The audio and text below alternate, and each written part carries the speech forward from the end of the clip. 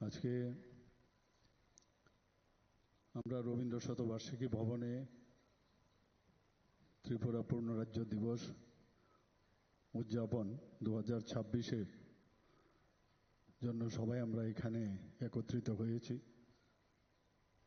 এবং সেই উপলক্ষে আজকে আমাদের মাঝে মঞ্চে উপস্থিত রয়েছেন ত্রিপুরা সরকারের মাননীয় মন্ত্রী এগ্রিকালচার পাওয়ার এবং অন্যান্য দপ্তরের শ্রী রতনলাল নাথ মহোদয় এখানে উপস্থিত আছেন ত্রিপুরা সরকারের মাননীয় মন্ত্রী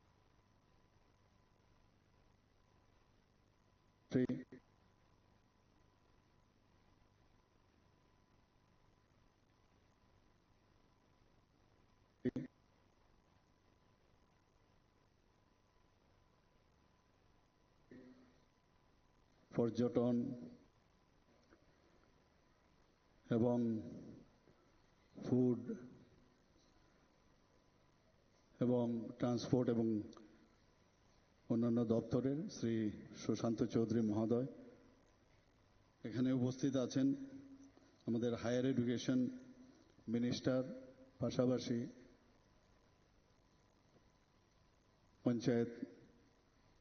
পঞ্চায়েতের মাননীয় মন্ত্রী শ্রী কিশোর বর্মন মহোদয় আমার সামনে এখানে মাননীয় বিধায়িকায় উপস্থিত আছেন শ্রীমতী মীনা রানী সরকার মহোদয়া তাছাড়া এখানে উপস্থিত আছেন যিনি একটু আগে ওনার বিস্তারিত আলোচনা ত্রিপুরা সরকারের যে আমরা কি কি ডেভেলপমেন্ট করেছি সে বিষয়ে আলোচনা রেখেছেন খুব সুন্দরভাবে আমাদের চিফ সেক্রেটারি মহোদয় শ্রী জেকে সিনহা এখানে উপস্থিত আছেন ত্রিপুরা সরকারের ডিজিপি সাহেব শ্রী অনুরাগজি যিনি স্বাগত ভাষণ রেখেছেন যেহেতু এই প্রোগ্রাম আইসিএ ডিপার্টমেন্টের উদ্যোগে করা হয়েছে এবং ওই ডিপার্টমেন্টের যিনি সেক্রেটারি এবং অন্যান্য দপ্তরের ডক্টর প্রদীপ কুমার চক্রবর্তী মহোদয় উনিও ওনার প্রারম্ভিক আলোচনায় আমরা অনেক কিছু জানলাম এখানে আইসিএ ডিপার্টমেন্টের ডাইরেক্টর শ্রী বিম্বিসার ভট্টাচার্য মহোদয় উপস্থিত আছেন আমার সামনে সম্মানিত ইলেক্টেড রিপ্রেজেন্টেটিভগণ বিভিন্ন স্কলার বিশিষ্টজনেরা চেয়ারম্যান পিএসইউর secretary government of Tripura different দপ্তরের যারা সেক্রেটারিরা আছেন সিনিয়র অফিসার্স এবং এমিনেন্ট পার্সোনালিটিস এবং যারা ছাত্রছাত্রীরা এখানে উপস্থিত রয়েছেন এবং যারা গেস্ট যাদেরকে এখানে নিমন্ত্রণ করা হয়েছে এবং my dear friends from print and electronic media আজকের এখানে উপস্থিত থাকার জন্য আমি সকলকে আন্তরিকভাবে অভিনন্দন জানাচ্ছি ত্রিপুরা পূর্ণরাজ্য দিবস উদযাপন উপলক্ষে আমি এখানে যারা উপস্থিত রয়েছেন তাছাড়াও সমস্ত ত্রিপুরাবাসীকে আমি হার্দিক শুভেচ্ছা ও শুভকামনা জানাচ্ছি আজকে এই ত্রিপুরা পূর্ণরাজ্য দিবস বা স্টেটহুড ডে এটা শুধু একটা তারিখ হিসাবে যদি আমরা এটা গণ্য করি তাহলে একটা ভুল হবে তার একটা ঐতিহাসিক প্রেক্ষাপট আছে খানিকটা আমাদের পিকে চক্রবর্তী মহোদয় এখানে খানিকটা রেখেছেন এবং এই পূর্ণরাজ্য হওয়ার সুবাদে আমাদের যেসব আগামী দিনকে এই ত্রিপুরা রাজ্যকে সামনের দিকে যে উন্নতির দিকে যে নিয়ে যাওয়া তার জন্য কিন্তু আমাদের সবার সংঘবদ্ধভাবে যদি আমরা প্রতিজ্ঞা না করি তাহলে কোনোদিন যে কথাটা আমি প্রায়ই বলি যে নিউ ত্রিপুরা, এটা নতুন ত্রিপুরা আমরা তৈরি করতে পারবো। আমরা সবাই জানি যে ত্রিপুরার রাজনৈতিক প্রেক্ষাপট যদি আমরা দেখি, আগের যে অবস্থা ছিল, কিছু কিছু জায়গায় নিশ্চয়ই ওনাদেরকে অবদান রয়েছে, কিন্তু আমার মনে হয় তখন ত্রিপুরার যে প্রেক্ষাপট, রাজনৈতিক প্রেক্ষাপট বলুন বা সোশিও ইকোনমিক্যাল স্ট্যাটাসই বলুন, উন্নয়নের কথাই বলুন, যাই বলুন, ইনফ্রাস্ট্রাকচার ডেভেলপমেন্ট, সব দিকে যদি আমরা চিন্তা করি, আকাশ আর পাতালের মধ্যে যে ডিফারেন্স, সেটা কিন্তু আজকে আমরা দেখতে পাই। আজকে এই ডিফারেন্স যে একটা দেখতে পাই, এবং আজকের এই পূর্ণরাজ্য দিবস উপলক্ষে আমাদের জন্য অত্যন্ত গর্বের বিষয় যে আজকে মাননীয় প্রধানমন্ত্রী যে একটা চিঠি, যদিও আমার নামে এটা পাঠিয়েছে, কিন্তু আমার মনে হয় এটা আমাকে পাঠায়নি, এটা সবার জন্য পাঠিয়েছেন। If you allow me, I will read it out what he has written. আর এর মধ্যে দেখবেন, যখন আমি পড়ব, এর মধ্যে ওনার যে একটা ত্রিপুরার জন্য যে একটা ফিলিংস, একটা যে আত্মিক যে relation, if I read it then you will understand. Professor Dr. Manik Sahaji, greetings to you and to my sisters and brothers of Tripura on the occasion of Tripura Statehood Day. Tripura is a land blessed with a rich cultural heritage and dynamic people.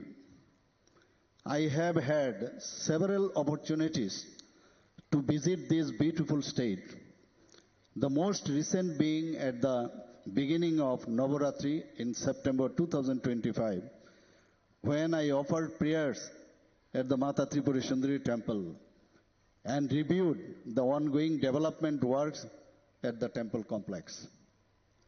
For decades, it was an undeniable reality that the people of Northeast, including Tripura, felt distant and isolated from the national mainstream.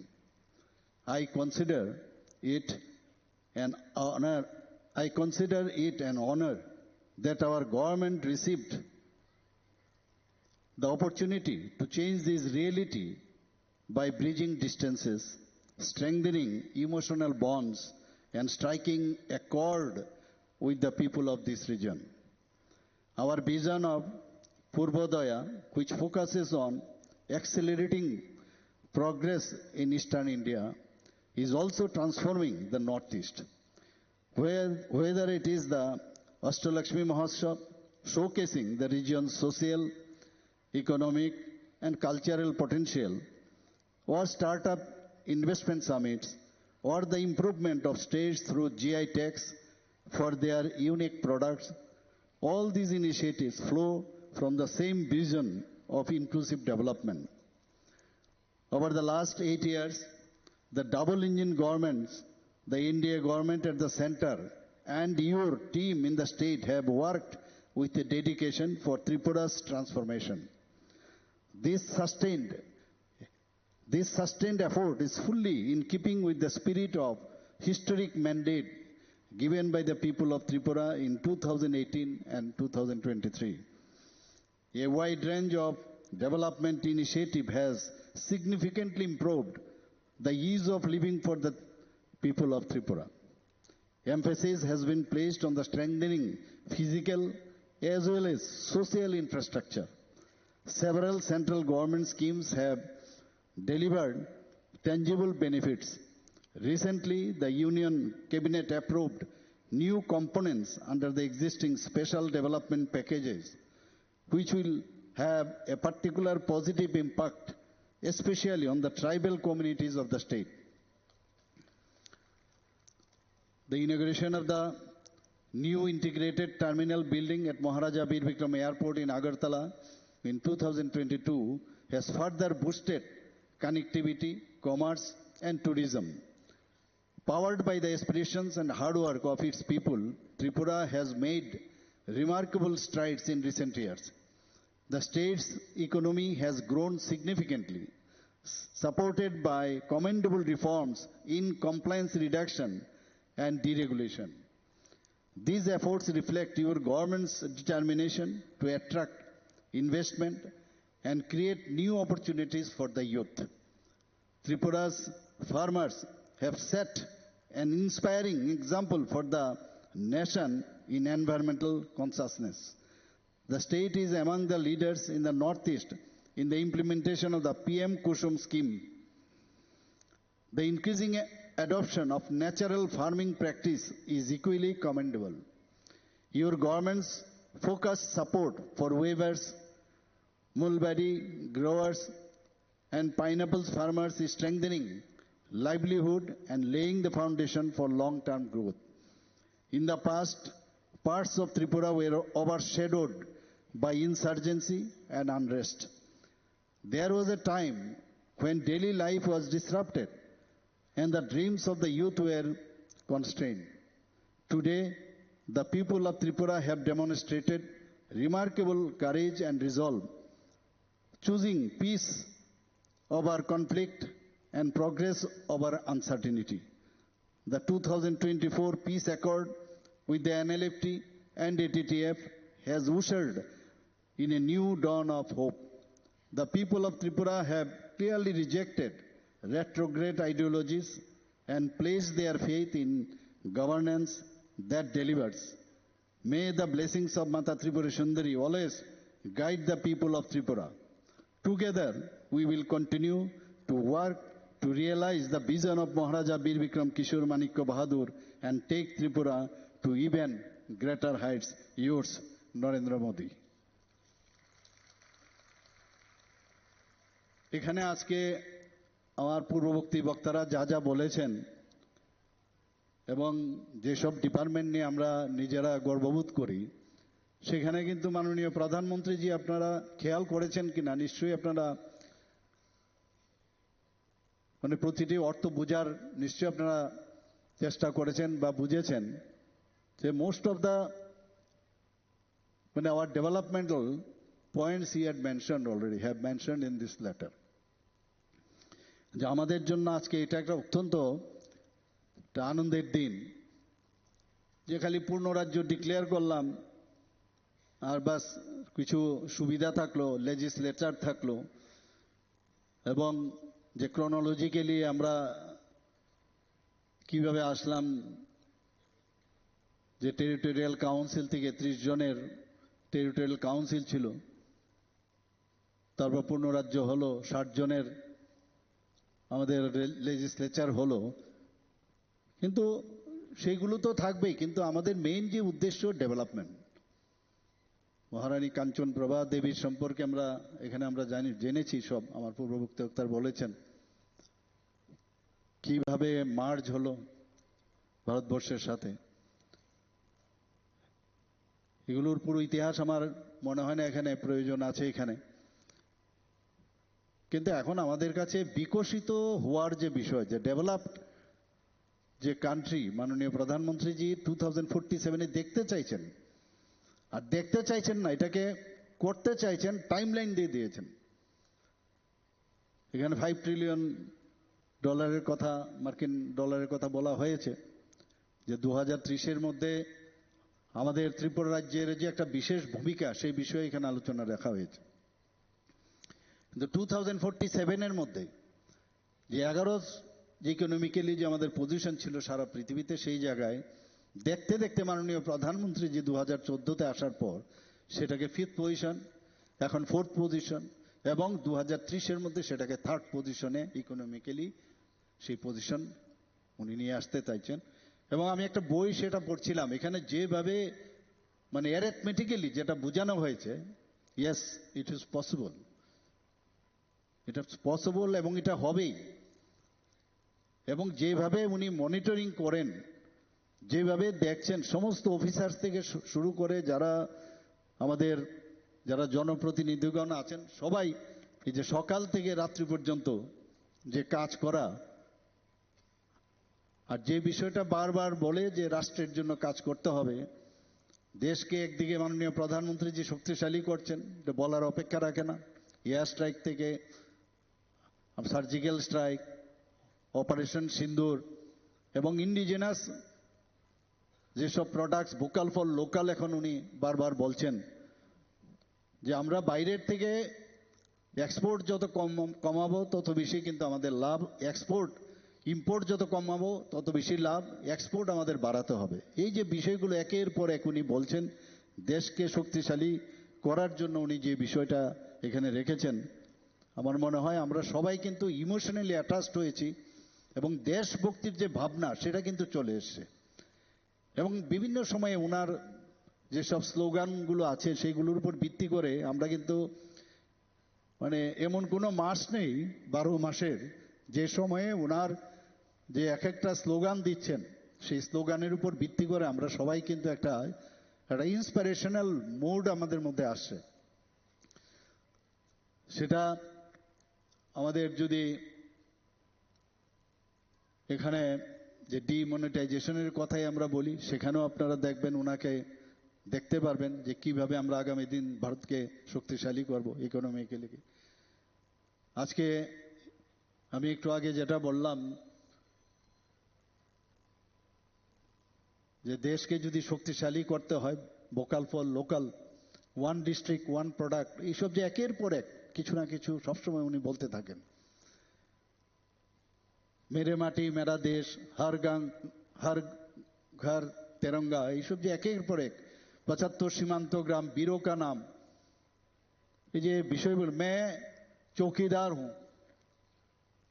কালকেও আপনারা দেখেছেন যখন oath taking এর সময় আমাদের সেখানে উনি কি বলছিলেন। তো এই যে এক একবার এক একটা বিষয় বলছেন, এতে করে কিন্তু যতক্ষণ ধরে ইমোশনালি আপনি অ্যাটাচ না থাকবেন তাহলে পূর্ণ রাজ্য বা স্টেটহুড আজকে আমরা এখানে যে করছি বা বিভিন্ন জেলায় যেটা হবে বা হচ্ছে, তাতে কিন্তু লাভের লাভ কিচ্ছু হবে না। এবং সেটা সবার সহযোগিতা যদি হয় সেটাই, তবেই সেটা সম্ভব হবে। আপনারা দেখেছেন যে চ্যালেঞ্জ যতক্ষণ ধরে না নেব, যদি চ্যালেঞ্জ না নেওয়া যায় তাহলে স্বামী বিবেকানন্দজি বারবার বলছেন you have to face the challenge, you have to embrace the challenge. এবং মাননীয় প্রধানমন্ত্রীজিও সেটা বলছেন।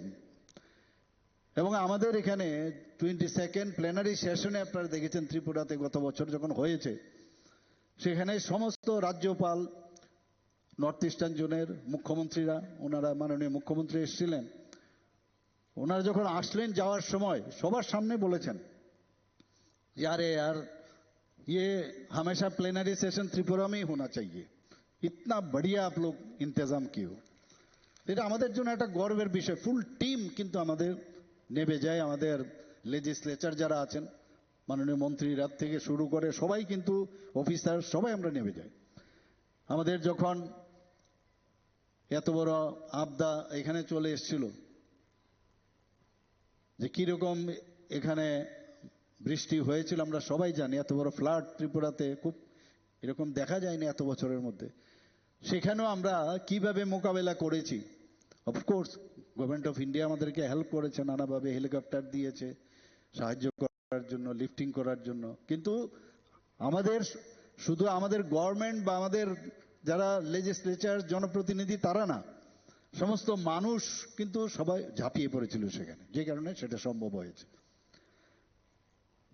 আমাদের যখন G20-র একটা পার্ট S20 আমাদের সায়েন্স 20 আমাদের দিয়েছিল, সেখানেও কিন্তু আমরা সারা পৃথিবীর বহু লোক এখানে এসেছিল, তারাও বলে গেছে যে ত্রিপুরাকে তো আমরা দূর থেকে ভাবতাম এটা ছোট্ট ত্রিপুরা। এবং দেখুন মাননীয় প্রধানমন্ত্রী যে আগে কি হতো, G20-র প্রেসিডেন্সি নিয়েছেন, সেটা ইচ্ছা করলে দিল্লিতেও করে নিতে পারতেন একটা পার্টিকুলার একটা জায়গায়, কিন্তু সমস্ত জায়গায় উনি কিন্তু সমস্ত ভারতবর্ষের সমস্ত স্টেটগুলো বিভিন্ন শহরে সেটা কিন্তু উনি ডিসেন্ট্রালাইজ করেছেন।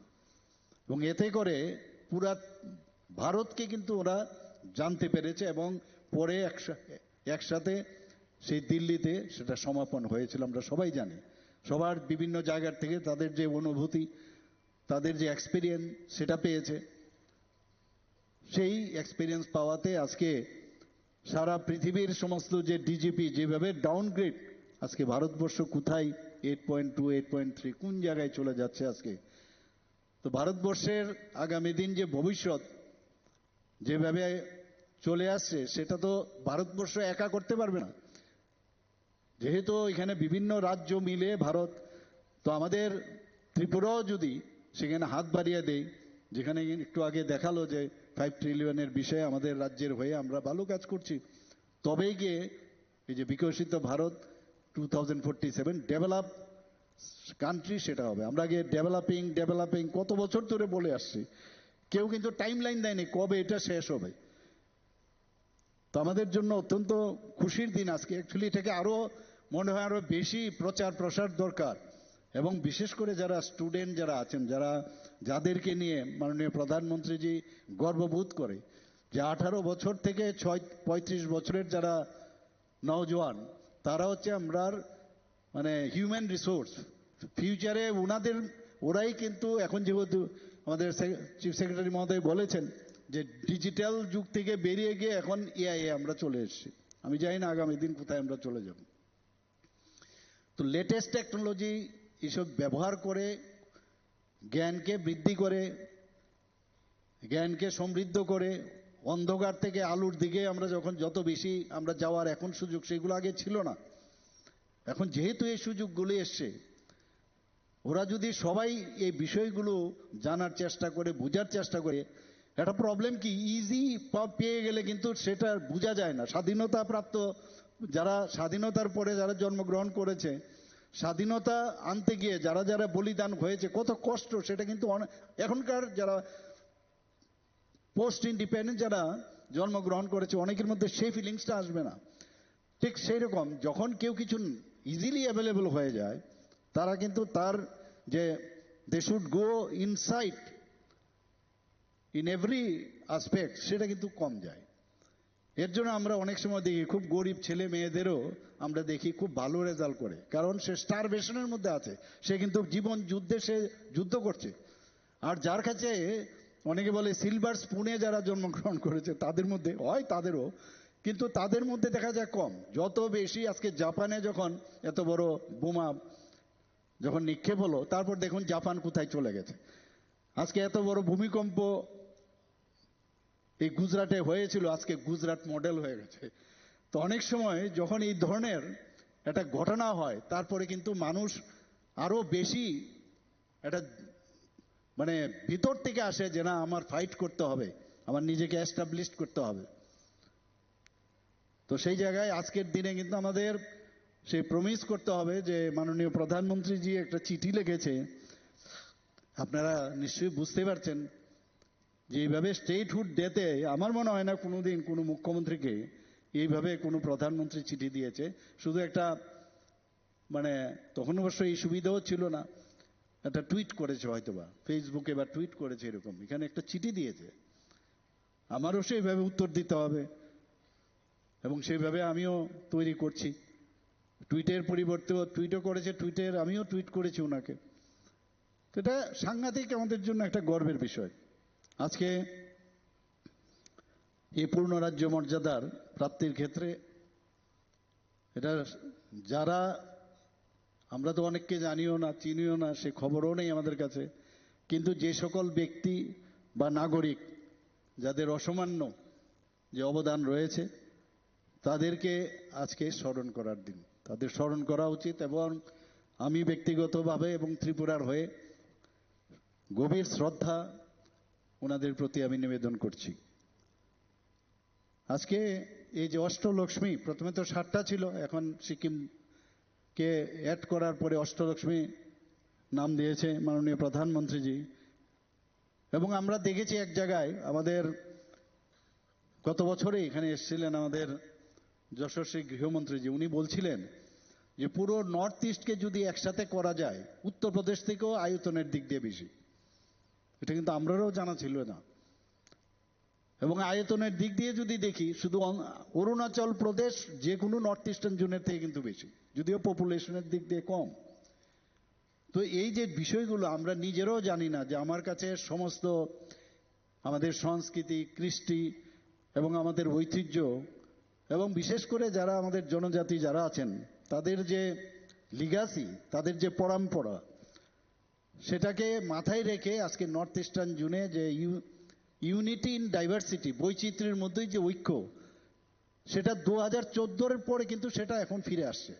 আগে তো এরকম হয়েছে, আমি নিজে যখন নর্থ ইস্টার্ন জোনের মুখ্যমন্ত্রীদের কোনো কনক্লেভ যায়, এক একজন এরকম বলছিলেন, আরে यार अभी तो लग रहा है मैं हम लोग इंडिया में है। মানে এই ফিলিংস ছিল, মনে হচ্ছে যে ইন্ডিয়ার বাইরে এক একটা রাজ্য, এরকম ফিলিংস ছিল। গতকালও আমি যখন আমাদের প্রোগ্রামে দিল্লিতে আমি গিয়েছিলাম, মানে অদ্ভুত লাগছে, কেউ সেই সাউথ ইন্ডিয়ার সেই ধুতি তাদের ড্রেস পরে আসছে, কেউ তিলক মেখে আসছে, কেউ ধুতি পরে আসছে আমাদের বাঙালিদের, কেউ অদ্ভুত অদ্ভুত মানে ল্যাঙ্গুয়েজ নিয়ে কথা বলছে। তো সারা ভারতবর্ষের মনে হচ্ছিল যে সমস্ত ভারতবর্ষটা সেখানে চলে এসছে। এবং এমন হয়েছে, একজনকে বলছে, আরে এক ফটো লে লেনা, আর একে জানেও না চিনো না, মেরে এক ফটো লে লেনা। তো এই যে অ্যাপ্রোচ, দেখা গেল নাগাল্যান্ডের একজন বলছেন ইয়ে প্লিজ টেক ওয়ান ফটো, আর যাকে দিচ্ছে দেখা গেল উত্তরপ্রদেশের, ও ফটো তুলছে। মানে এই যে একটা আত্মিক যে রিলেশন এখন এসছে, যেটা আমরা বলছি যে এক ভারত শ্রেষ্ঠ ভারত, সেটা একমাত্র সম্ভব হয়েছে মাননীয় প্রধানমন্ত্রী। এর মধ্যে আমরা একটা গর্ব করার মতো একটা এইরকম একটা সন্ধিক্ষণে আমরা এসছি। আমাদের মানে সত্যি এই দিন আগামী দিন মানে এমনভাবে ভারতকে তৈরি করে দিয়ে যাচ্ছে। এক চিকাগোতে বিবেকানন্দজি বলে গেছেন এক নরেন্দ্র, আর আমাদের আর এক নরেন্দ্র দেশকে আবার সেই জায়গার মধ্যে প্রতিষ্ঠিত করছে। এটা সব উপরওয়ালারই কিন্তু সব মানে উনারই সৃষ্টি। 2014-র সময় এমন একটা অবস্থা কি ছিল ভারতবর্ষে, এই ভারতবর্ষ টিকবে কি টিকবে না এরকম একটা অবস্থা ছিল। এবং আমাদের 2018 সালে আমাদের সরকার যখন গঠন হয়, এখানে আপনারা খেয়াল করেছেন, এখানে কৃষি হোক, শিক্ষা ব্যবস্থায় হোক, স্বাস্থ্য হোক, শিল্প পরিকাঠামো উন্নয়ন হোক, মহিলাদের উইমেন এম্পাওয়ারমেন্ট হোক, এবং বিশেষ করে যেটা এখানে ডিজি সাহেব আছেন যে জনজীবনের যে নিরাপত্তা প্রদান, এখানে উনি গত 4-5 দিন আগে উনি বলেছেন প্রেস কনফারেন্সে যে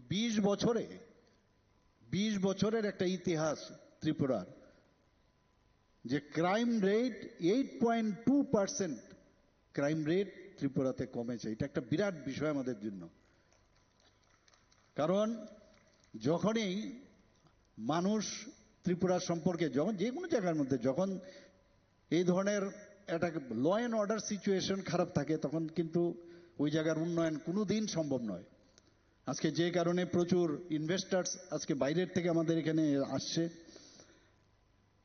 এবং আমার পূর্ববর্তী বক্তারা বলেছেন যে ত্রিপুরা আজ দেশের অন্যতম রাজ্য হিসাবে কিন্তু চিহ্নিত হয়েছে। আগে আমি যখন দিল্লিতে যেতাম, যখনই আমি চিফ মিনিস্টার প্রথমে যখন হয়েছি, এবার দেখলাম আমার সাথে ফটো তোলার জন্য বেশি লোক আসছে।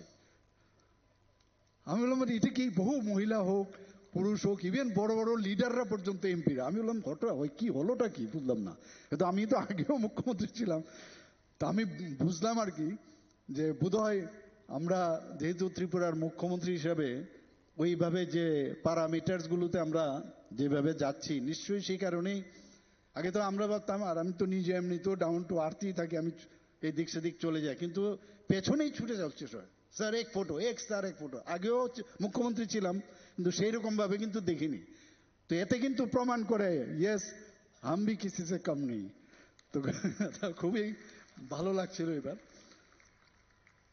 এবারের একটা খুব এখানে স্ক্রিনেও দেখিয়েছি, ত্রিপুরায় জাতীয় এবং আঞ্চলিক যে স্তরে মোট 347 পুরস্কার ত্রিপুরার ঝুলিতে কিন্তু ঢুকেছে। এটা চারটিখানি কথা নয়।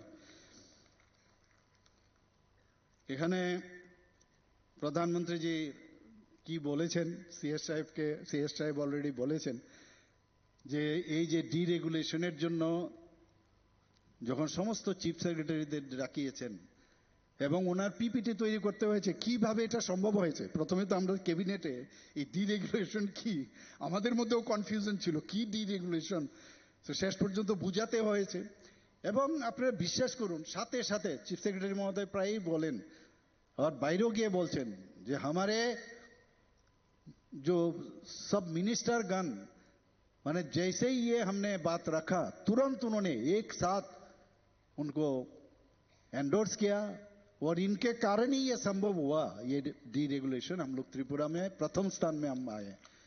प्रधानमंत्री जी उनाके যখন উনি ওনার পিপিটি দিলেন, দেওয়ার পরে উনাকে বললেন যে आप देखिए छोटा सा त्रिपुरा राज्य है और ये अगर कर सकते हैं, इतना बड़ा बड़ा राज्य है, मेन लैंड्स है, आप लोग क्यों नहीं कर सकते हो। তো ইতনা এরকম একটা এত সুন্দর একটা মানে হেলদি কম্পিটিশনে আমরা কিন্তু এখন চলে এসেছি একের পর এক। এটা আমাদের জন্য একটা প্রাইড। এখানে সেক্রেটারি মহোদয় আছেন কিরেন গিত্তে জি, আমাকে এসে বলছে স্যার ये तो बिहार से बुलावा आया। हम लोग क्या बोला, नहीं वहां जाके इनको ट्रेनिंग देना है, हम लोग कैसे डीरेगुलेशन। मैं बोला नहीं नहीं आप मत जाओ, आप इनको बुलाओ त्रिपुरा में आके ट्रेनिंग ले, हम क्यों जाएंगे। पढ़े पढ़े আমাকে অনেক বুদ্ধি দিলেন, अरे सर ये तो हमारे लिए प्रेस्टीज है, ये जब जाएंगे on behalf of Tripura you would be the ambassador of Tripura. পড়ে দিয়ে আমি বললাম যে যাইয়ে, আর ওখানে গিয়ে উনি যখন ওনাদের সাথে কথা বলছিলেন আমার কাছে যে ফিডব্যাক দিলেন, মানে 3%ও করেনি ওনারা এই ডিরেগুলেশনের, কিচ্ছু করেনি। দেখুন বড় বড় স্টেট, বললো না আমাদের ত্রিপুরার যে সয়েল এবং ত্রিপুরার যে এই জাতি জনজাতি মণিপুরি, আমাদের এখানে বাঙালি সম্প্রদায়ের হোক বা মাইনরিটি, সবাই মিলে এইরকম একটা মিক্সড কালচারের যে ঐক্য, সেটা কিন্তু আমরা এইরকম একটা সেন্সিটিভ একটা কন্ডিশনের মধ্যেও আমরা কিন্তু সবাই একত্রিত রয়েছি। এটা কিন্তু আমাদের জন্য একটা গর্বের বিষয়। এর জন্যই কিন্তু যে কোনো বিষয় আসলে আমরাও কিন্তু খুব সেন্সিটিভ থাকি যে না তাড়াতাড়ি এই বিষয়টাকে অ্যাড্রেস করতে হবে, সেটাকে সমাধান করতে হবে, সেটা আইন শৃঙ্খলার বিষয়ই হোক বা অনেক সময় আজকাল দেখেন, আগে তো দেখতাম খালি রাস্তাঘাট সবসময়, আমি নিজেও গাড়ি চালাতাম, স্কুটার চালিয়েছি, কখন যে কোন রাস্তা বন্ধ হয়ে যাবে জিন্দাবাদ জিন্দাবাদের কোনো ঠিকানা ছিল না। কলেজে বা হসপিটালে যাওয়াও সমস্যা ছিল। এখন কিন্তু অনেক নিম্নগামী, খবরই নেই। আমি এক এক সময় বলি অনেকে জিন্দাবাদ জিন্দাবাদ করে, অনেকে বলে আরে জিন্দাবাদ করার দরকারই নেই, কোনো দরকারই নেই। যখন আমরা যেহেতু এই গভর্নমেন্ট আপনাদের সমর্থনে আমরা নির্বাচিত হয়েছি, আমরা সংখ্যাধিক্যের কারণে গভর্নমেন্ট ফর্ম করেছি, আমাদের দায়বদ্ধতা আছে। এবং এই দায়বদ্ধতা আছে বলেই আমাদের গৃহমন্ত্রী জি সেদিন বলছিল আর কি, যে বিরোধী দলকে বলছিলেন मैं कैसे गवर्नमेंट फॉर्म करना है, एक सिंपल सा आप लोगों को मैं एक फॉर्मूला बताता हूं। क्या फॉर्मूला, बोला सवेरे से रात भर आप लोग अपने बारे में खाली सोचते रहते हो। ये जो ईवीएम मशीन है ना, इसमें हम जो सवेरे से रात 12 बजे तक जो काम करते हैं ना, इसीलिए ईवीएम में रिजल्ट हमारा पक्ष में आता है। ये सिंपल सा फॉर्मूला है, आप लोग भी सीख लो। तो यही যে বিষয়গুলো আছে, এত এইরকম একটা দল, এই বিজেপি দলের যে এখন নেতৃত্বের যে সরকার চলছে সব জায়গায় একের পর এক আমাদের যে জয়, আপনারা দেখছেন দিল্লিতে 27 বছর পরে দিল্লি জয়, ভাবা যায় কোনোদিন। উড়িষ্যাতে এতদিন বাদে উড়িষ্যাতে জয়, এখন গঙ্গা তো নাকি উপর দিকে আসে বিহার হয়ে, বিহারে জয়। তো আস্তে আস্তে এবার তো চলে আসলো ওয়েস্ট বেঙ্গলে। এবং what Bengal things today India things tomorrow, আমরা সবাই জানি ওয়েস্ট বেঙ্গলের কি দুরবস্থা। এবং আমি নিশ্চিত ওই উপরওয়ালা আছে, তার থেকেও আমরা মুক্তি পাবো। আমরা আগেও দেখেছি বিহারের যে কি অবস্থা ছিল, ये बिहार से है, हमारा सीएस साहब, मैं भी बिहार में था, क्या सिचुएशन था, आज क्या है। তো এর জন্যই বলছি যে একের পর এক আমাদের, এবং এই স্টেটহুডের যে আমাদের মেইন উদ্দেশ্য কি, স্টেটহুড যে হলো তার মেইন উদ্দেশ্যটা কি। এখানে আমার কাছে যে কিছু ডাটা, যদিও কিছুটা বলেছেন এখানে, যে 1947 সালের 17ই মে মহারাজা বীর বিক্রম কিশোর মাণিক্য বাহাদুরের যখন আকস্মিক সাডেন ডেথ হয়, তখন এই রাজ্য পরিচালনা মহারানী কাঞ্চন প্রভা দেবীর নেতৃত্বে কাউন্সিল অফ রেজেন্সি গঠিত হয় এবং 13ই আগস্ট মহারানী কাঞ্চন প্রভা দেবী উনি ডিজায়ার করলেন যে ত্রিপুরা ভারত ইউনিয়নে যোগদান করতে উনি রাজি আছেন এবং উনি মৌয়ে সাইন করেছেন সেখানে। এবং ভারত সরকার তখন ওনাকে পরামর্শ দেন 1948 সালের 12ই জানুয়ারি কাউন্সিল অফ রেজেন্সি যে রিজেন্সি ছিল সেটাকে ভেঙে এককভাবে মহারানীকে রিজেন্সি নিযুক্ত করা হয় এবং এই রিজেন্সি কিন্তু তখন কিন্তু মানে ব্রিটিশের আন্ডারে ছিল সেটা, তো উনাকে একা দেওয়া হলো। এরপর থেকে 1949 সালের 15ই অক্টোবর পর্যন্ত মহারানী কাঞ্চন প্রভা দেবী একক রিজেন্ট বা রাজ প্রতিনিধি রূপে ত্রিপুরার শাসন পরিচালনা করতে থাকেন এবং দিল্লিতে উনি যান। সেখানে 1949 সালের 9ই সেপ্টেম্বর দিল্লিতে উনি রিজেন্ট হিসাবে ত্রিপুরার ভারত মুক্তি সম্পর্কিত দলিলে স্বাক্ষর করেন এবং অবশেষে 15ই অক্টোবর ত্রিপুরা আনুষ্ঠানিকভাবে ভারত ইউনিয়নের অন্তর্ভুক্ত হয়। এখানে চক্রবর্তী সাহেব অলরেডি কিছুটা বলেছেন। 1950 সালের 26শে জানুয়ারি ত্রিপুরা বিধানসভাহীন চিফ কমিশনার, আমরা নিজেরাও দেখেছেন শান্তিপ্রিয় মুখার্জি, খুব সম্ভব প্রথম এসপি শান্তিপ্রিয় মুখার্জি ছিলেন চিফ কমিশনার এবং শাসিত শ্রেণীভুক্ত রাজ্য হিসেবে পরিগণিত হয়।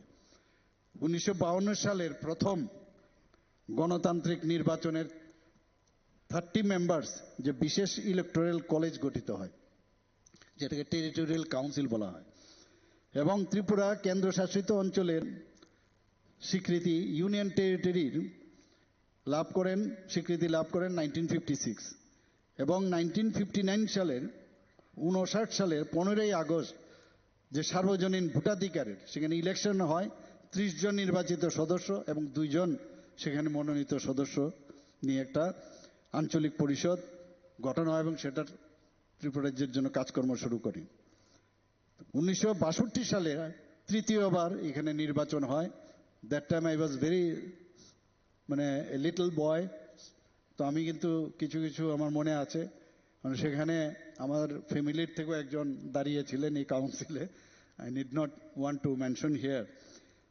তো সেই 1963 সালের 1 জুলাই কেন্দ্রশাসিত অঞ্চল আইন অনুসারে, যেটা একটু আগে বলেছেন এখানে যে আইন, ত্রিপুরা আঞ্চলিক পরিষদ ত্রিপুরা প্রথম বিধানসভায় রূপান্তরিত হয়।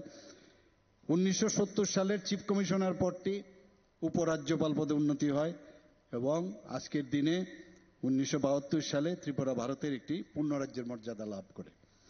এই যে 1972-এর যে পূর্ণ রাজ্য, তার মেইন যে উদ্দেশ্য, কেন পূর্ণ রাজ্য? A full state promotes welfare and justice for its citizen.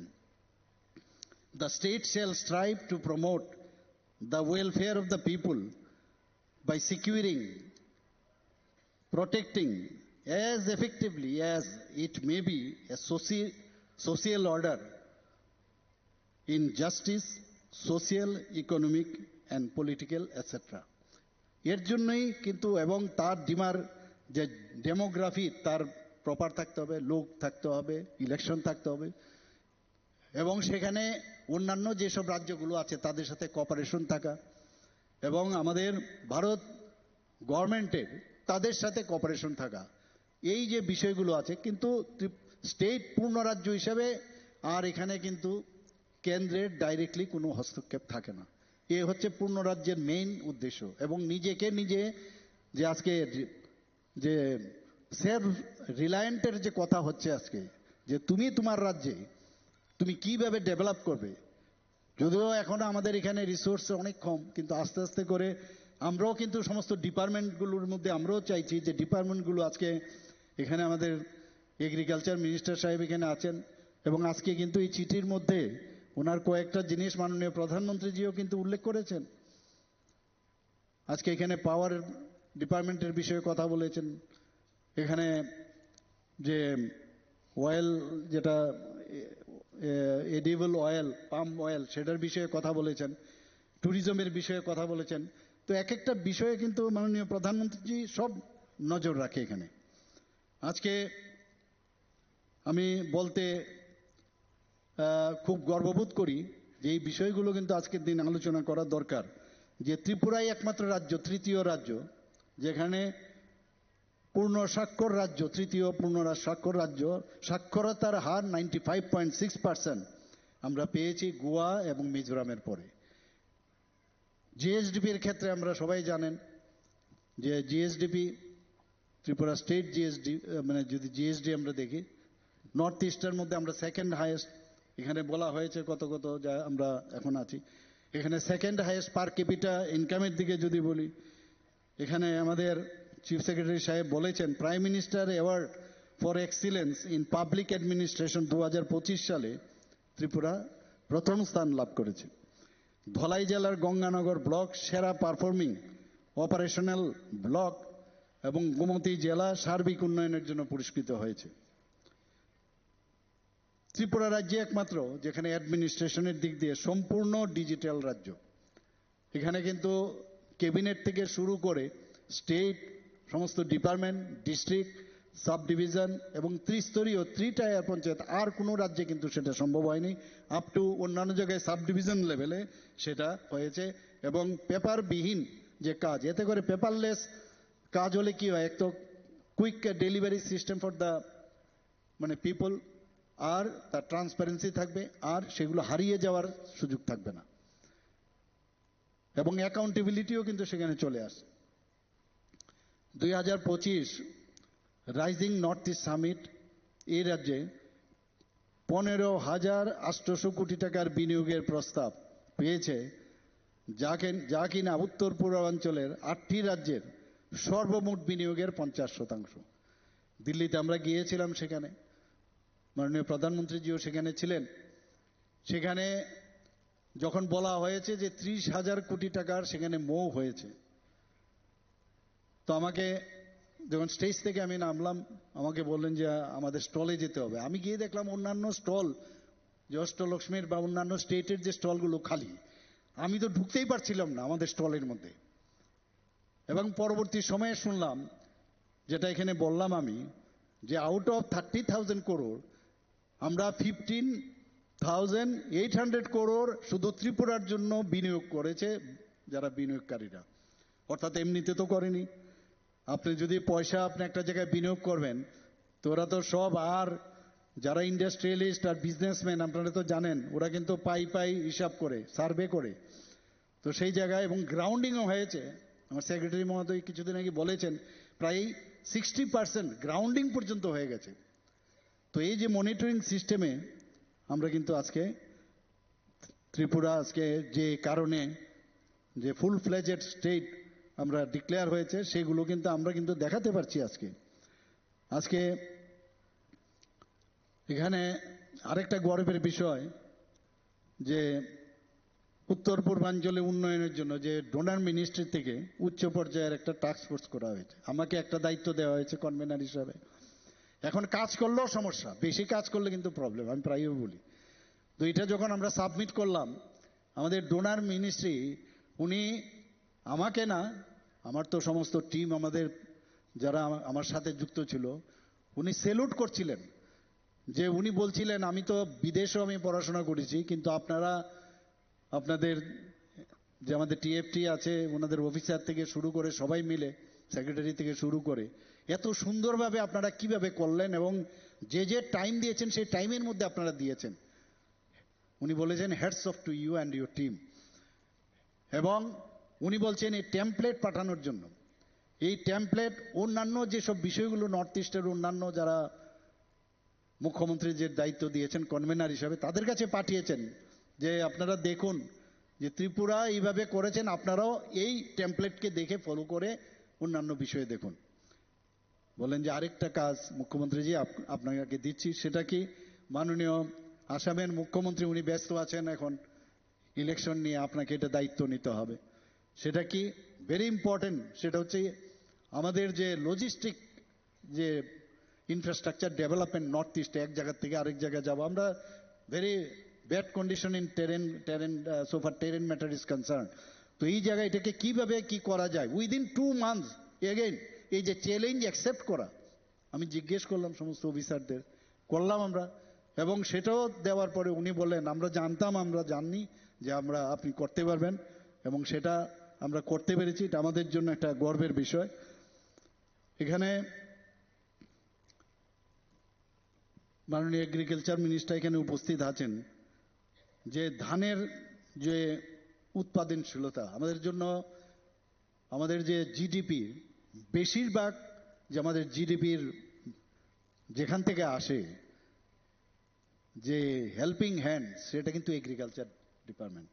এবং আমরা মুখ্যমন্ত্রী ইন্টিগ্রেটেড ক্রপ ম্যানেজমেন্ট প্রোগ্রাম সেটাকে কিন্তু আমরা বাস্তবায়িত করেছি, এবং ধানের উৎপাদন বাড়ানোর জন্য আরো যাতে বেশি করে বাড়ে 47,947 হেক্টর এলাকা আমরা সেখানে কিন্তু অলরেডি সেটাকে আমরা বাস্তবায়িত করেছি। এখানে 26,500 হেক্টর এলাকায় অর্গানিক ফার্মিং আমরা শুরু করেছি, এবং আমাদের এগ্রিকালচার মিনিস্টারের ওনার নেতৃত্বে সেটা চলছে, ওনার ফুল টিম।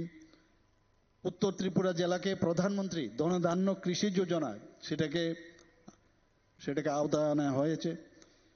কুইন আনারস আমাদের জন্য খুব ইম্পর্টেন্ট, আপনারা জানেন স্টেট ফুড, এবং আমরা ত্রিপুরার এই কুইন আনারস নিয়ে সারা পৃথিবীর মধ্যে এটার যে টেস্টই কিন্তু আলাদা। আমি এক জায়গায় লাস্ট একটা মিটিং হয়েছিল যে এখানের যদি আমরা আপেল যদি, আমি বলছিলাম আপেল যদি কাশ্মীর থেকে এনে এখানে পুঁতে দেই, সেই কাশ্মীরের আপেলের কিন্তু সেই আনন্দ এখানে পাবো না।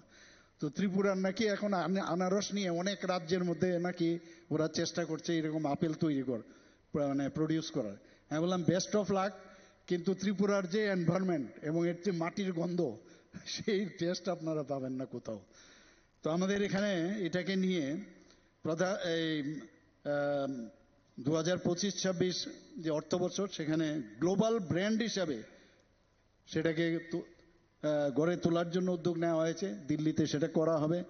National mission on edible oil palm প্রকল্পে প্রায় 4,010 হেক্টর এলাকায় অয়েল পাম চাষ করা হয়েছে অলরেডি। আজকে প্রাণী স্বাস্থ্য উন্নয়ন, প্রজনন, বৈজ্ঞানিক পদ্ধতিতে লাইভস্টক ম্যানেজমেন্টের আমরা এটার উপর খুব জোর দিয়েছি। মুখ্যমন্ত্রী প্রাণী সম্পদ বিকাশ যোজনায় এখানেও মহিলারা এর মধ্যে বেশি করে তারা যেন যুক্ত হয়। এখানে আমাদের ওয়ার্ল্ড ব্যাংক থেকে আমরা 23টি জনজাতি অধ্যুষিত ব্লকে যে মৎস্য চাষের জন্য যে খাঁচা, আপনারা সবাই জানেন, সেই খাঁচা সেখানে যাতে লাগানো যায়, এবং তার সহায়তায় আমরা মহিলাদের কিন্তু সেখানে যুক্ত করেছি। ডুম্বুর জলাশয় এবং সীতাছড়া জলাশয়ে সেখানে আমরা প্রায় 1,584টি খাঁচা সেখানে স্থাপন করা হয়েছে। এতে করে প্রায় 22,26 লক্ষ টাকা মঞ্জুর করা হয়েছে। প্রধানমন্ত্রী মৎস্য সম্পদ যোজনা, সেখানে কৈলাসহর মহকুমায় ত্রিপুরায় প্রথম যে ইন্টিগ্রেটেড একুয়া পার্ক স্থাপন করার জন্য গড়ে তোলা হচ্ছে। সেখানে আমাদের যে ইউপিএসসি পরীক্ষার জন্য লক্ষ্য প্রকল্প আপনারা সবাই জানেন, সেটা চালু করেছি আমরা, আর্থিকভাবে তাদেরকে সাহায্য করেছি, অনেকে তার সুযোগও পাচ্ছে। ককবরক ভাষার যাতে উন্নয়ন হয়, গত পরশুদিন আমরা ককবরক যে ভাষা দিবস সেটাকে নিয়ে আমরা দিল্লিতেও আমরা সেটাকে পালন করেছি, এখানেও করা হয়েছে। গারো, বিষ্ণুপ্রিয়া মণিপুরী ও মণিপুরী ভাষায় সেখানে পাঠ্যক্রম পরিচালনা আপডেট করার জন্য উদ্যোগ নেওয়া হয়েছে। আমভাষা, এখানে আমাদের এডুকেশন মিনিস্টার এখানে উপস্থিত আছেন। আমাদের আমভাষা কাকরাবন করবুকে নতুন হায়ার এডুকেশন মিনিস্টার এখানে আছেন, কলেজ স্থাপন করা হয়েছে। নলচরেও উনি বারবার বলছিলেন, নলচরের উনি বিধায়কও, সেখানে একটা মহিলা কলেজ আমরা ক্যাবিনেটে আমরা ডিসিশন নিয়েছি। এবং আমাদের যে উইমেন্স কলেজ, এখানে আমাদের প্রাক্তন ভাইস চ্যান্সেলর মহোদয় আছেন, পদ্মশ্রী উপাধি শ্রী অরুণোদয় সাহা মহোদয়, ওনার একটা প্রপোজাল প্রায় দিতেন যে উইমেন্স যে কলেজটা আছে সেটা যেন উইমেন্স কলেজ ইউনিভার্সিটি করা হয়। তো আমি বলেছিলাম সেটা আমরা করব। যখন এই প্রপোজাল আমরা ক্যাবিনেটে আমরা আনলাম, সেটা ক্যাবিনেটে কিন্তু পাশ হয়েছে। আপনারা সবাই জানেন যে রাজ্যে আজকে স্বাস্থ্যের ক্ষেত্রে আগের থেকে কিন্তু প্রচুর পেশেন্ট কিন্তু বাইরে যাওয়ার প্রবণতা অনেক কমেছে।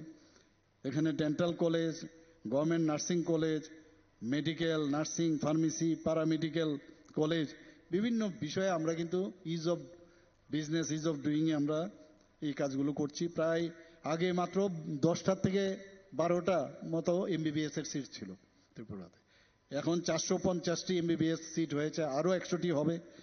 119টি পোস্ট গ্রাজুয়েট আসন হয়েছে এখানে, কারণ স্পেশালিস্টের খুব প্রয়োজন আমাদের এখানে। আমাদের সুপার স্পেশালিটি ব্লক আমরা প্রায় 250 কোটি টাকা খরচ করে এত সুন্দর আমরা আগরতলা গভর্নমেন্ট মেডিকেল কলেজে সেখানে শুরু হয়েছে।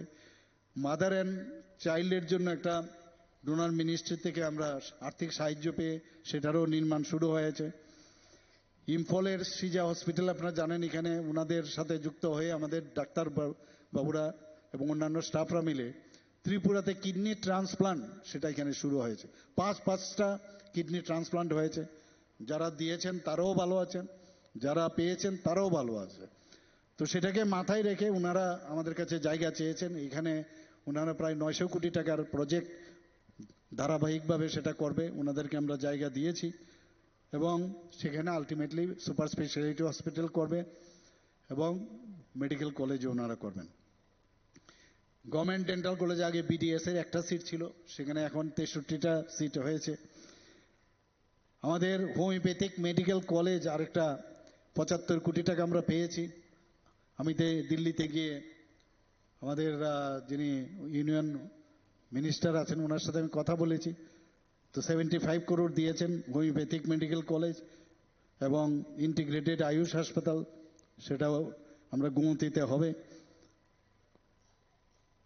ত্রিপুরা হেলথ ইউনিভার্সিটি একটা করার ইচ্ছে আমাদের আছে, সেই বিষয়ে কথা হচ্ছে, ক্যাবিনেটও সেটা এই বিষয়ে প্রচুর কথাবার্তা হয়েছে এবং খুবই, কারণ এতগুলো মেডিকেল কলেজ, এতগুলো আমাদের এএনএম জিএনএম ব্যবস্থা রয়েছে। এখন বাইরে যাওয়ার কিন্তু ছেলে মেয়েদের আগে 11th ক্লাস বা 12th ক্লাসের পরে ভাবতো যে কোথায় যাব, এখন কিন্তু এতগুলো সুযোগ সুবিধা রয়েছে, ত্রিপুরাতেই পড়াশোনা করা যায়।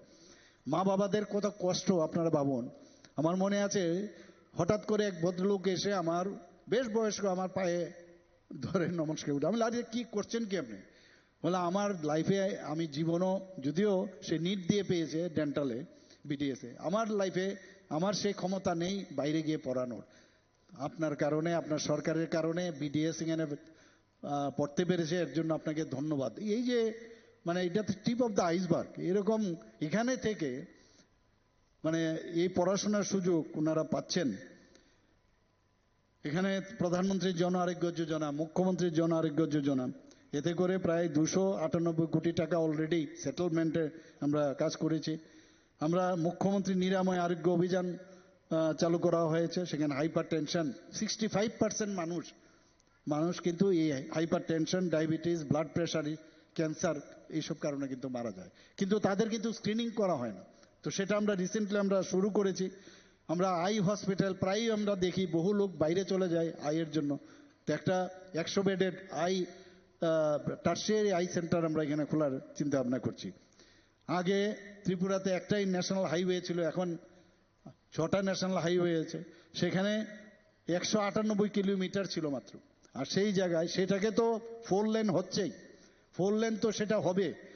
একটা খালি আমি মাননীয় গীতিন গাডকারিজিকে, ইউনিয়ন মিনিস্টার এমওআরটিএইচ এর, ওনাকে আমি একটা চিঠি দিয়েছি। আমার পেছনে তো লেগেই আছে, আমাদের মাননীয় মন্ত্রী আমাকে বারবার বলছেন যে আমাদের কিন্তু এই করতে হবে আমার এরিয়ার মধ্যে এটা। তো আমি, ওনারও একটু প্রেশার ছিল, তা আমি সাথে সাথে এই চিরকুটটা দেওয়ার পরে ওনাকে বুঝালাম, সাথে সাথে বললেন যে না, আমাদের 4 লেন যে মেইন আমাদের যে ন্যাশনাল হাইওয়ে ছিল সেটা চোরাইবড়ির থেকে আগরতলা পর্যন্ত সেটা 4 লেন করবে, অলরেডি কাজ শুরু হয়ে গেছে, আর বাকিগুলো তো আছে। তো আগে 198 কিলোমিটার খালি ছিল, আর এখন বৃদ্ধি পেয়ে 923 কিলোমিটার এখন এই ন্যাশনাল হাইওয়ে হয়েছে। বিভিন্ন প্রকল্প আমাদের আছে আপনারা জানেন, এর মধ্যে প্রায় 1817 কিলোমিটার দৈর্ঘ্যের, প্রায় 595টি রাস্তা, 20টি নতুন সেতু নির্মাণ করা হচ্ছে। আমরা অলরেডি ক্যাবিনেটে ডিসিশন নিয়েছি যে বহু জায়গার মধ্যে আপনারা দেখবেন যে যে যে লোহার যে তৈরি করা যে ব্রিজগুলো আছে সেইগুলোকে চেঞ্জ করার জন্য, এবং সেইগুলো যেখানে মানে কাঠের যে ব্রিজগুলো আছে সেখানে যাতে স্থানান্তরিত করে, আর এখানে আমাদের কনক্রিটের ব্রিজ যেন হয়, কালভার্ট যেন হয়, সেইভাবে আমরা ডিসিশন নিয়েছি। আস্তে আস্তে করে আমরা সেগুলো আমরা ডেভেলপ করছি। এই যে 595টি রাস্তা এবং 20টা যে নতুন সেতু, এর জন্য 2488 কোটি টাকা এর জন্য ব্যয় হবে। আগরতলা ওয়েস্টার্ন বাইপাস আপনারা যদি দেখেন, ওয়েস্টার্ন আর একটা হচ্ছে ইস্টার্ন বাইপাস, এতে করে ত্রিপুরার উপরে কিন্তু এই যে আগরতলা শহরের মধ্যে যানজটটা কিন্তু কমে যাবে। অলরেডি যে আগরতলা ওয়েস্টার্ন বাইপাসের কাজ কিন্তু শুরু হয়ে গেছে, সেটা আমাদের এয়ারপোর্ট হয়ে রামনগর হয়ে সেটা গিয়ে পড়বে আমাদের বাইপাস যেটা বাধারঘাটে আছে, আর শিলিম্বুছড়া থেকে ইস্টার্ন বাইপাস সেটা যাবে, সেটারও অনুমোদন কিছুদিনের মধ্যে পাওয়া যাবে। আগরতলা চুরাইবাড়ি যেটা বললাম, আগরতলা উদয়পুর অবধি, শুধু আগরতলা চুরাইবাড়ি এখানে না, এখানে এটাও কিন্তু পাস করে নিয়েছি যে 4 লেন যেন করা হয় উদয়পুর মারবাড়ি পর্যন্ত। জল জীবন মিশনের আওতায় এখন পর্যন্ত 86.14% পানীয় জলের সংযোগ দেওয়া হয়েছে। জলই জীবন আমরা সবসময় বলি, কিন্তু গ্রাউন্ড সিচুয়েশনে অনেক সময় অনেক খবর আসে, কিন্তু বারবার আমরা মিটিং করছি, সব 100% হবে। ভালো কাজ করতে গেলে কোনো না কোনো জায়গায় খামতি থাকবে, আর কাজ না করলে কোনো না। আমার মনে আছে একজন আমাদের ডাক্তারবাবু, হি ইজ এ সার্জন, আবার প্রমোশন পেয়েছে আপ টু প্রফেসর পর্যন্ত, কিন্তু উনি সার্জারি করেন না, দেখে সার্জারি করেন, খালি শিক্ষা দান করেন কিন্তু সার্জারি করেন না। কিন্তু যে সার্জারি করবে নিশ্চয়ই সেখানে পেশেন্টও প্রবলেম হবে, মারাও যেতে পারে। তা আমরাও যদি কাজ করি তাহলে বিভিন্ন সমস্যা হবে। তো এই সমস্যা আমরা কিভাবে উতরাবো, আমাদের এক্সপিরিয়েন্সও বাড়বে, আমরা সেইভাবে কাজ করার চেষ্টা করছি। 2026-এর মধ্যে 100% জল জীবন যে পানীয় জলের সংযোগ সেটা দেওয়া হবে। এবং আপনারা শুনে খুশি হবেন যে অঙ্গনওয়াড়ি কেন্দ্র এবং অন্যান্য যে বিদ্যালয়, সেখানে 91% বিদ্যালয় এবং 79% অঙ্গনওয়াড়িতে পাইপলাইনের মাধ্যমে জল কিন্তু দেওয়া হয়েছে। আজকে 2,55,241 হেক্টর যে চাষযোগ্য জমি আছে, তার মধ্যে আউট অফ দিস 1,23,754 হেক্টর জমিতে এই যে সেচের প্রয়োজন। এখন তো আরো এই যে ড্রাই সিজন, এই সময়ে সেচের যে ব্যবস্থা আমরা করেছি। তাছাড়া বন্যা ব্যবস্থায় যে বাঁধগুলো প্রায় 152 কিলোমিটার দীর্ঘ, 42টি বাঁধকে আমরা স্ট্রেংথেন অলরেডি করার আমরা ডিসিশন নিয়েছি। চিফ মিনিস্টার মডেল ভিলেজ প্রকল্প, সেখানে 111টি গ্রাম পঞ্চায়েত এবং ভিলেজ কমিটির সেগুলোর উন্নয়ন চলছে। আমার সরকার পোর্টাল আপনারা সবাই জানেন, এটা সর্বভারতীয় স্তরে খুব নাম হয়েছে। এবং কিছুদিন আগে এক জায়গায় আমরা জিজ্ঞেস করছিলাম আমার পোর্টালের কি, দেখলাম যে সবাই বলছে যে না আমরা ঠিক সময়ে কিন্তু তার যে সে কাজটা করার যে বিষয় সেটা কিন্তু সমাধান হচ্ছে সেখানে প্রায় 91%। এছাড়া 1 লক্ষ নতুন আবাসন প্রদানের যে গ্রামান্বয়নে প্রায় 2,56,000 পরিবারের জন্য সেটা সমীক্ষাও চলছে, আশা করি সেটাও আমরা চলে আসবে।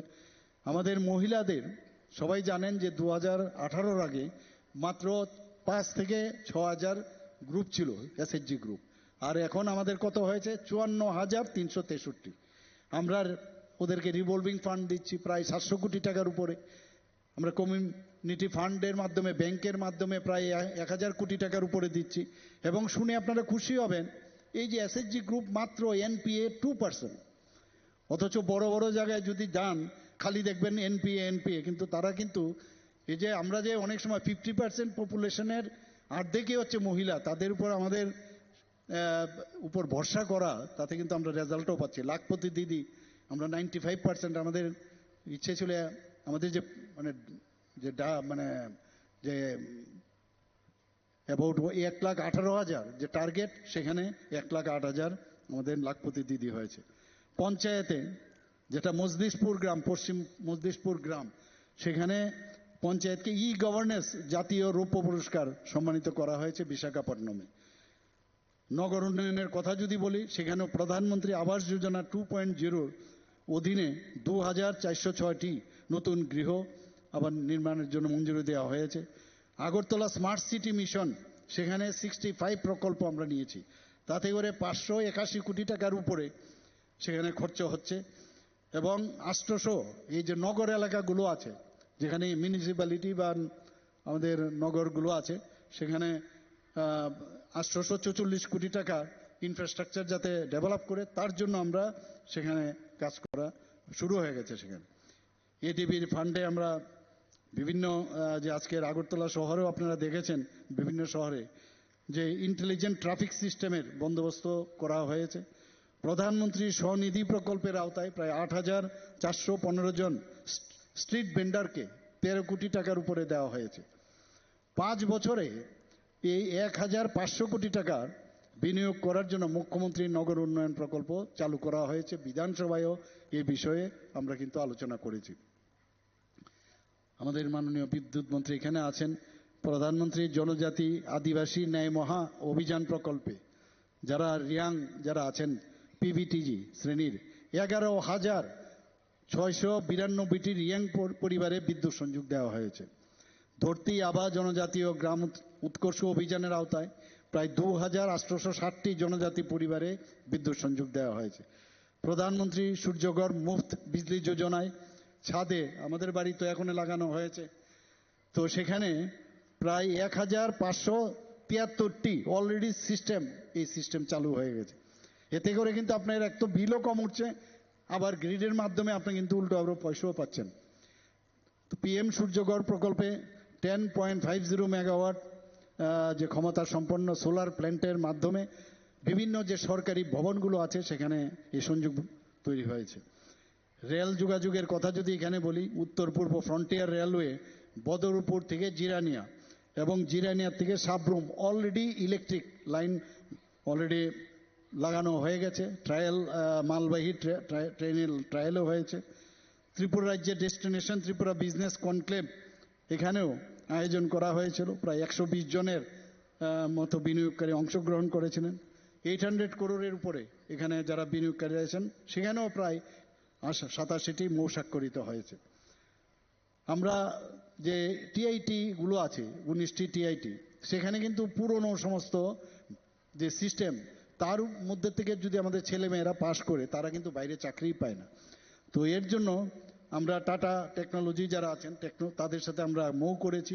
ওনারা বলছেন যে বছরে প্রায় 5000 নতুন যে টেকনোলজি এআই হোক বা কম্পিউটার, সেই বেসিসে যখন পাশ করবে 5000 বেরোলে 5000ই ওরা কিন্তু অ্যাবজর্ব করে নেবে।